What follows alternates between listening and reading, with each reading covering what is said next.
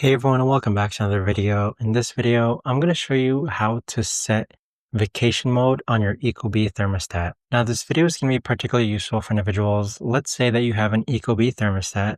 How do you actually go ahead and set up a vacation mode for it? Maybe you're going to be leaving on a certain date and coming back on a certain date. Now, this video is going to be short, sweet, and simple, guys. There's not going to be a lot of steps involved.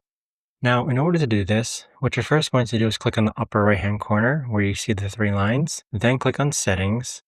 Then from here, go ahead and scroll down and click on Vacation. Now, you can create a new vacation mode by clicking on the plus icon, and then this is where you could actually go ahead and set the departure date, the return date, and the vacation settings, and then click on Save. But that right there, guys, is the best and easiest way that I know of to actually go ahead and set a vacation mode on your Ecobee thermostat.